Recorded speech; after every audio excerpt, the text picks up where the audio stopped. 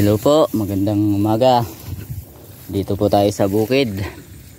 Ayan, kung papansinin nyo, ang lawak ng bukirin ng mga magsasaka. Baka isang araw wala na magtanim dahil sa wala ng presyong palay.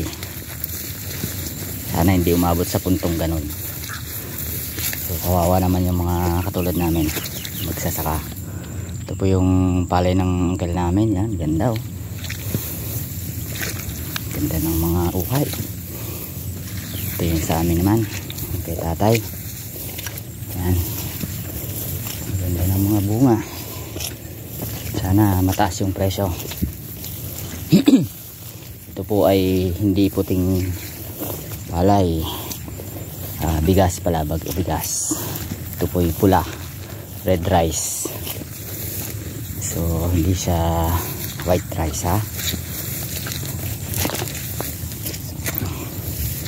Yan, siguro mga October bago magkatapusan, mga ani na itong mga to.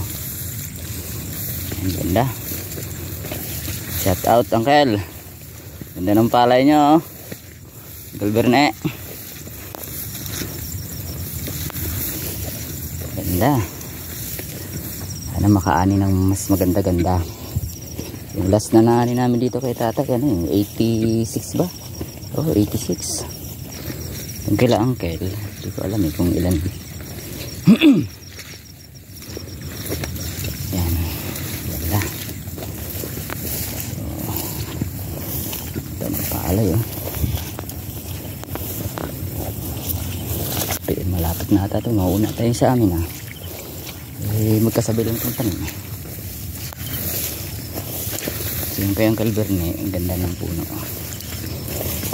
Ito pa sa amin naninilaw at walang top dress yan. Ito yung saging dito. Yan, ito sa dulo. Ito yung patubig namin na hindi naman makuha na ng patubig at ayaw umahon yung tubig sa Tag-Araw. Mahina yung tubig. Natabunan natin yung balong. Nakarating pa yung gulong ng truck dito. Ayan. Ito yung sa katabi namin oh. Nahuling patanim ito eh. Maliliit pa. Wala pa siguro ang top dress to. Lawak din na sa kanila. Yan yung bahay kubo pala. Bahay kubo nasa gitna ng bukid. Yan.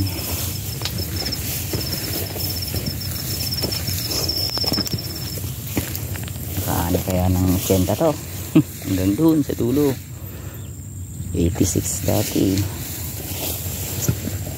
Yung itong katabi namin kay uncle. Malapit na manog.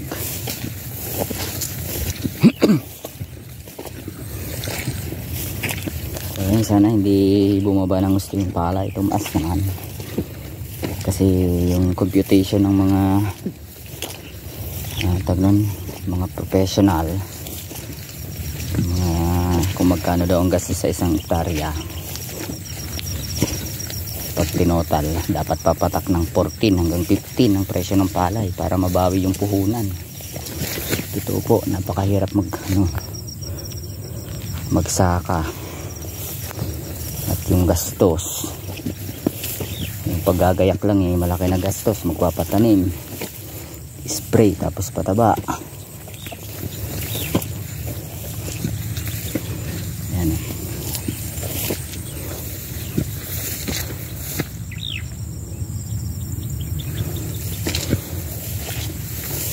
Sana hindi umabot sa punto na maging 5 piso na lang.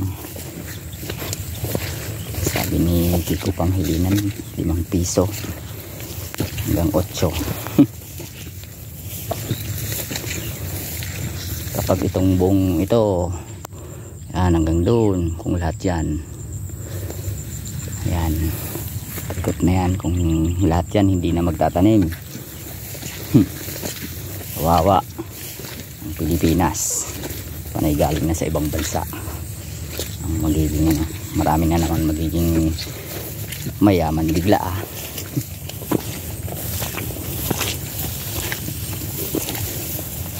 madaling makakuha ng kickback. Ibang mga talagang matatalino nga ginagamit naman sa panggugulang. Yun mahirap pag sobrang talino kaya lang hindi nila alam may balik yun.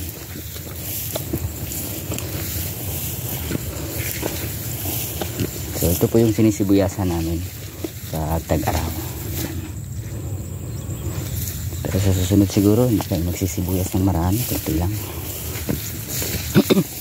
May itatanim kaming diba, at pag-aralan mo na kung paano patayin yung uod na yan. Ang daming harabas dito every year na lang meron,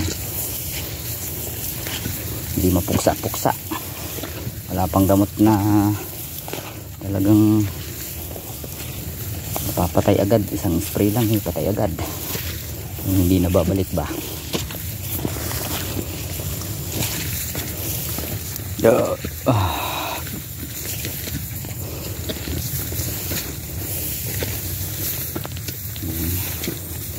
I-spray sana tayo mukhang hindi na kailangan ng spray nito.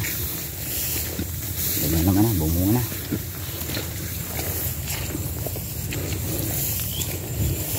Yung palay po hindi po lahat maganda, meron talagang part na pangit din ayan. Kaya hindi lahat, parang sa tao lang din, merong mga taong magaganda ang ugali, meron din namang pangit. Pag sa pag-isip naman ng tao ganun din, merong positibo mag-isip, pero kapag positibo ang isang tao, tsak merong magiging negatibong tao din dun sa taong positibo. Kaya wag mong pansinin yun, ang pansinin nyo yung positive, yung katulad niyan yung bunga ng palay, diba? Ganda yung bunga. So ito yung kubo namin, yan, ito yung kamote kusa ng kumapal, hindi na naiuwi, hindi na naitanim sa daming ginagawa. May pataba pa dito sulpit, saka ito yoya kay Uncle Bernie ito namatay na yung kardis namin, hindi na kinaya ng tubig, nasobra na sa tubig siya. Ayan, tingnan niyo yung part na yan talagang hindi maganda pati yung dito yung iba, tas madamo pa. So yun lang po, dito na lang po. God bless po sa lahat. Sana pray natin na hindi bumaba ng gusto ang palay at kawawa talaga magsasaka para namang kikitain sila. Kaya sana mapansin naman ng government talaga. Marami magsasaka na patuloy nung dun kaluwang-luwang ng tinaniman nilang sitaw. Sitaw na lang tinanim sa bukid. Yung iba sa panood sa Facebook ata yun o sa YouTube, yung isang hektarya nila gabi na lang ang tinanim. So yun lang po. God bless po sa bawat isa ng mga magsasaka.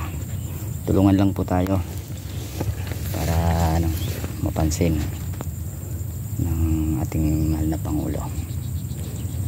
God bless po.